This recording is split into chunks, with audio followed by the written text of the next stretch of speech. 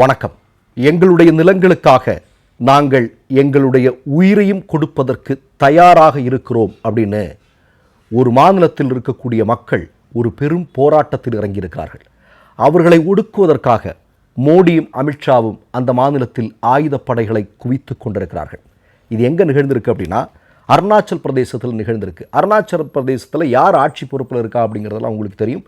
பாஜக ஆட்சி பொறுப்பில் இருக்கு. அந்த மாநிலத்தினுடைய முதல்வர் பேமா காண்டு இல்லையா? ஒன்றியத்தில் யார் ஆட்சி பொறுப்பில் இருக்கிறார்? மோடி ஆட்சி பொறுப்பில் இருக்கிறார். ஏன் அங்கே இருக்கக்கூடிய மக்கள், அருணாச்சல பிரதேச மக்கள் இப்படி சொல்கிறாங்க? எங்களுடைய நிலங்களுக்காக நாங்கள் உயிரையும் விடுவோம், அதற்கு தயாராக இருக்கிறோன்னு ஏன் போராட்டம் நடத்துகிறாங்க? அதுக்கு காரணம் இருக்குது. அதாவது அருணாச்சல் பிரதேசத்தில் இருக்கக்கூடிய சியாங் மாவட்டத்தில் இருக்கக்கூடிய ஒரு சின்ன கிராமம் பெகிங் என்று சொல்லக்கூடிய கிராமம். இந்த கிராமத்தில் 12,000 மெகாவாட் நீர்மின் திட்டம் ஒன்றை கொண்டு வர போகிறேன்னு சொல்லிட்டு மோடி 2024 துவக்கத்திலேயே சொல்கிறார். இப்படி கொண்டு வரும் பட்சத்தில், ஒரு மெகா நீர்மின் திட்டம் கொண்டு வரும் பட்சத்தில் அந்த கிராமத்தில் இருக்கக்கூடிய, அதாவது 27 கிராமங்கள் இருக்கிறது. 27 கிராமம், ஒரு கிராமத்தில் குறைந்தபட்சம் ஒரு 500 பேர் வைங்களேன். 27 கிராமங்களில் இருக்கக்கூடிய மக்கள் தங்கள் நிலங்களை விட்டு, வீடுகளை விட்டு முழுமையாக வெளியேற வேணும்.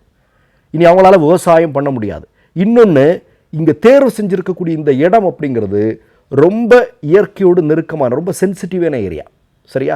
அந்த இடத்துல கை வச்சோம்னா நாளைக்கு இயற்கையே சமன்பாட்டை சீர்குலைக்கக்கூடிய அளவிற்கான மிக முக்கியமான ஏரியா. அந்த இடத்துல போய் தான் மோடி கை வைக்கிறார். இப்போ இந்த கிராமத்தினுடைய மக்கள் எல்லாம் என்ன சொல்கிறாங்கன்னா, இந்த நீர்மின் திட்டம் இங்கே செயல்படுத்த வேண்டிய தேவையில்லை, அவங்க எங்கேயும் செயல்படுத்த வேண்டாம்னு சொல்லலை. சரியா? இந்த இடத்துல வேண்டாம், நாங்கள் 27 கிராம மக்கள் இருக்கிறோம், பழங்குடி மக்கள் இருக்கிறோம், எங்களுடைய வாழ்வாதாரத்துக்கு பிரச்சனை. இன்னொன்று, நாங்கள் காலங்காலமாக வாழ்ந்து வளர்ந்து கொண்டு இருக்கக்கூடிய எங்களுடைய பூர்வீகர் இருந்த எங்களுடைய மண், இந்த மண்ணை நாங்கள் விட்டு வெளியேறுவதற்கு நாங்கள் தயாராக இல்லை அப்படின்னு சொல்லி ஒரு பெரும் போராட்டத்தை அவர்கள் முன்னெடுக்கிறார்கள். அப்போ இதையொட்டி என்ன பண்ணுறாருன்னா, மோடி அங்கே ஆயுதப்படைகளை குவிக்கிறார்.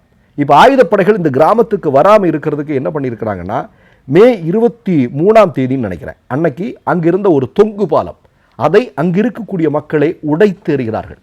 அப்போ இதை தாண்டி இங்கே வர முடியாது அப்படிங்கிறதுக்காக. ஆனால் அவங்க வந்துடுவாங்க, அது வேற. ஆனால் தங்களுடைய போராட்ட உணர்வை இப்படி வெளிப்படுத்தி கொண்டிருக்கிறார்கள். இப்போ என்ன அப்படின்னா, உங்களுக்கெல்லாம் நல்லா ஞாபகம் இருக்கும், பாஜக ஆட்சி நடக்கக்கூடிய மாநிலங்களில் ஏன் இந்த மாதிரியான ஒரு பதட்டம் எப்போவுமே நிலவிட்டு இருக்கு? உண்மையிலே நான் சொல்கிறேங்க, தமிழ்நாட்டை சார்ந்த நாம், கேரளாவை சார்ந்த மக்கள் எல்லாம் கொடுத்து வைத்தவர்கள். ஏன் தெரியுமா? நீங்கள் ஒரு யோசிச்சு பாருங்கள். ஒன்றியத்திலையும் மோடி, மாநிலத்திலும் மோடி, 2 இடத்துலையுமே அவங்க ஆட்சி இருந்தால் என்ன நிலைமை இருக்கும் அப்படிங்கிறதுக்கு மிக முக்கியமான உதாரணம் அருணாச்சல் பிரதேசம். அடுத்தது இன்னொன்று சொல்லலாம், மணிப்பூர் சொல்லலாம், இன்னொன்று உத்தரப்பிரதேசம் சொல்லலாம். இந்த மாநிலங்களெல்லாம் என்ன மாதிரியான நிலைமை, மகாராஷ்டிரா, ராஜஸ்தான், இங்கெல்லாம் என்ன நடந்துட்டு இருக்கு அப்படிங்கிறதெல்லாம் நமக்கு தெரியுது. அப்போ நம்ம எல்லாம் எவ்வளோ கொடுத்து வச்சோம் கொஞ்சம் யோசிச்சு பாருங்கள். அப்போ இவனுங்க ஒரே நாடு ஒரே தேர்தல் அப்படிங்கிற போது இந்தியா பூரா இவனுங்க வந்துட்டானுங்கன்னா நம்முடைய நிலைமை என்ன? பூரகுடி மக்களுடைய நிலைமை என்ன? இந்த மண்ணினுடைய மக்களுடைய நிலைமை என்ன? இந்த மண்ணின் மொழி பேசுபவர்களுடைய நிலைமை என்ன? இதெல்லாம் நம்ம யோசிச்சு பார்க்க வேண்டியது இருக்கு இல்லையா? மோடி ஆட்சி பொறுப்புக்கு வந்ததுமே என்ன பண்ணார் உங்களுக்கெல்லாம் நல்லா தெரியும். வன பாதுகாப்பு சட்டம், அதில் ஒரு மிகப்பெரிய திருத்தங்களை கொண்டு வந்தார். அதாவது இவருடைய நண்பர்களாக இருக்கக்கூடிய அதானி, அம்பானி கனிம வளங்களையும் இயற்கை வளங்களையும் காடுகளையும் சுலபமாக கொள்ளையடிப்பதற்கான பல்வேறு திருத்தங்களை கொண்டு வந்தாரா இல்லையா? அது மட்டுமல்ல, நீங்கள் இப்போ நானோ நீங்களோ நமக்கு இயற்கை வளங்கள் சுரண்டுவதையோ அல்லது கொள்ளையடிப்பதையோ எதிர்த்து நம்ம ஏதாவது ஒரு கேஸ் போட்டோன்னு வைங்க, அதற்கு போதிய ஆதாரங்கள் நம்மளால் கொடுக்க முடியல அப்படின்னா நம்மளை தூக்கி ஜெயிலில் போட்டுடலாம். எந்த விசாரணையெல்லாம் இல்லை. ஜெயிலில் போட்டால் எப்படி தெரியுமா? ஒரு 2 வருஷத்துக்கெல்லாம் ஜாமீனே கிடையாது.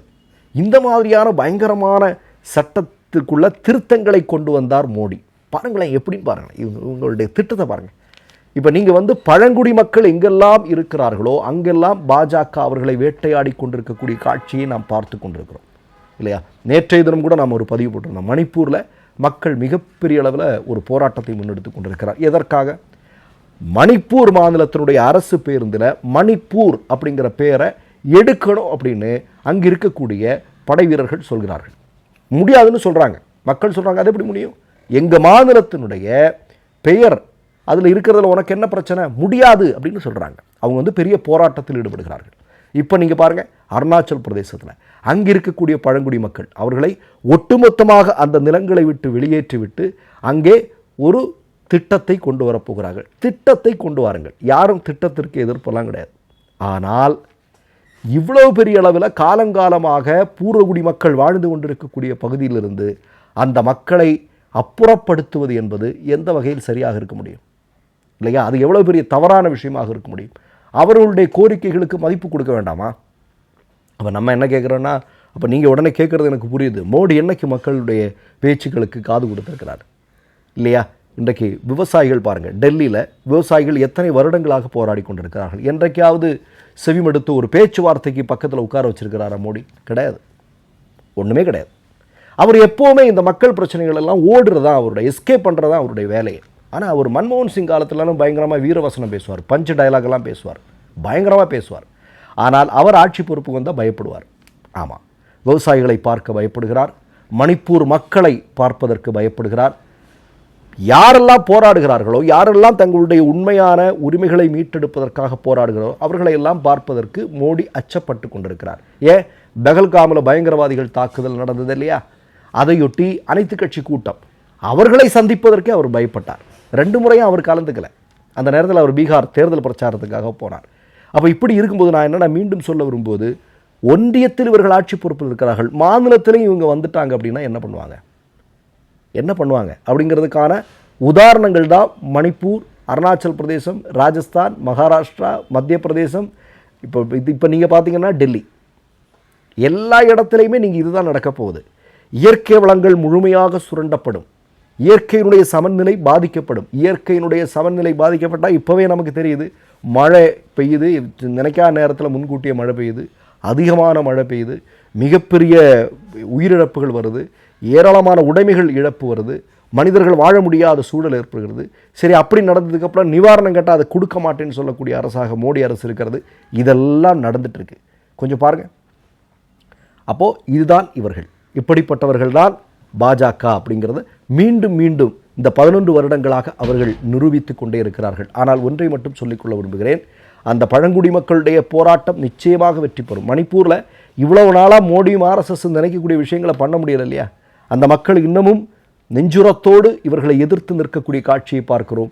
பழங்குடி மக்கள் இருக்கக்கூடிய இந்த மண்ணினுடைய பூர்வகுடி மக்கள், அது இந்த மண்ணினுடைய மொழி மீது, இந்த மண்ணினுடைய பூர்வகுடிகள் மீது RSS பாஜகவுக்கு ஏன் இவ்வளவு பெரிய எதிர்ப்பு அப்படிங்கிறதே நமக்கு தெரியல. நீ கொஞ்சம் யோசிச்சு பாருங்க. இந்த மண்ணின் மக்களை எதிர்க்கிறார்கள், இந்த மண்ணின் மொழிகளை எதிர்க்கிறார்கள். எப்படிப்பட்டவர்களாக இருப்பார்கள் இவர்கள்? மற்றொரு நிகழ்வில் சந்திப்போம். நன்றி, வணக்கம். மை நேம் இஸ் ரெட் சேனலை சப்ஸ்கிரைப் பண்ணிக்கோங்க. அதுக்கப்புறமா பக்கத்தில் இருக்கிற ஜாயின் பட்டனை கிளிக் பண்ணீங்கன்னா ஒரு நியூ பேஜ் ஒன்று ஓப்பன் ஆகும். அதுலயும் ஜாயின் பட்டனே கிளிக் பண்ணிக்கோங்க. அதுல பாத்தீங்கன்னா credit R debit card options இருக்கு. இதுல உங்களுக்கு விசா, மாஸ்டர் கார்டு, ரிப்பே அப்படின்னு 3 ஆப்ஷன்ஸ் கொடுத்துருக்காங்க. அதுல நீங்க எந்த கார்டு சூஸ் பண்றீங்களோ அந்த கார்டோட நம்பர் என்டர் பண்ணிக்கோங்க. அப்புறமா கார்டோட வேலிடிட்டி மந்த் அண்ட் இயரை டைப் பண்ணிக்கோங்க. அடுத்தபடியா உங்க கார்டோட பின்னால CVC கோடுன்னு சொல்லிட்டு 3 நம்பர்ஸ் கொடுத்துருப்பாங்க. அந்த நம்பர் இதுல என்டர் பண்ணிக்கோங்க. அப்புறமா அட்ரஸ் அண்ட் இன்ஃபர்மேஷன் என்டர் பண்ணிட்டு பைங்கிற பட்டனை கிளிக் பண்ணிக்கோங்க. ஒருவேளை உங்க கார்டு நம்பர் இன்வாலிட்னு காமிச்சிச்சுன்னா உங்க கார்டுல இன்டர்நேஷனல் யூசேஜை எனேபிள் பண்ணுங்க.